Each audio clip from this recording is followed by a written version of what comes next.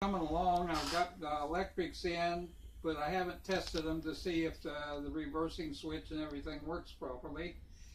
But it's all wired up to the point where I can plug in a throttle and try it out.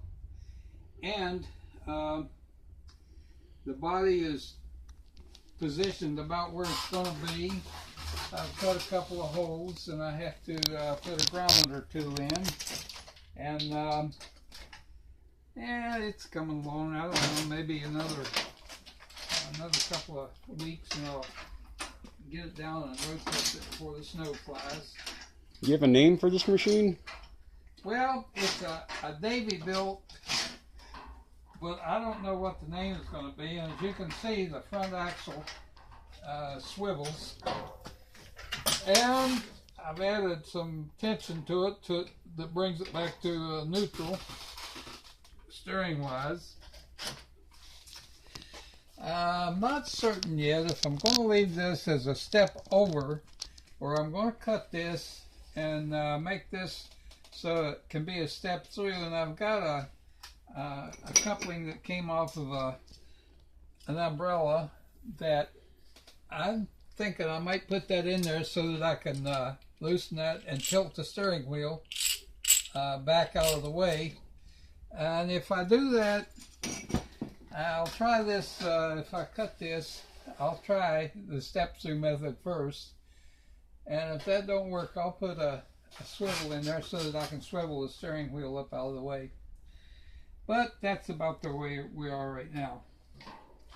And the step here, and you might notice that this brake pedal is mounted just opposite of what people usually mount them. And this rod under here has a turnbuckle in it so that I can adjust it. And it goes back to a disc brake on the rear wheel. And you'll get a support here, which is nothing more than an eyelet that will support that rod, keep it from rattling. And I'm thinking that I might do the same thing on the other side for a throttle.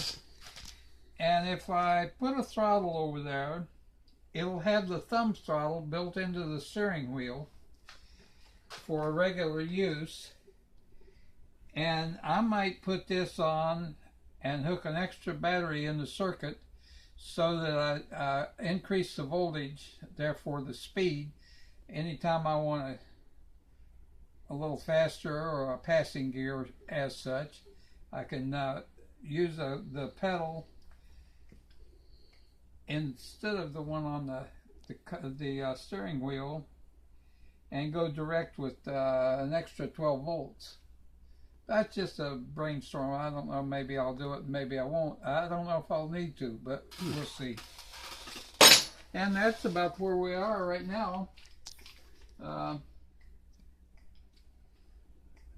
Got the electrics mounted in a ammo box, and it's very crowded in there because there is the controller and a reversing switch, and I've got an electric fan that will hopefully end up living right here, that'll pull air through the front over that finned control unit that's inside the box, and that to keep that cool, that would be an asset. And also the air going out the back side of this can be ducted up at the motor to keep that temperature a little bit in control.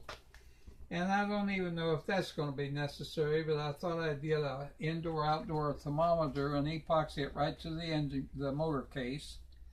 I keep wanting to call those engines, but electric motors are not engines by normal nomenclature. They are engines in a word, but electric motors are motors, period. The way it looks now, I can run on 24 volts or 36 volts.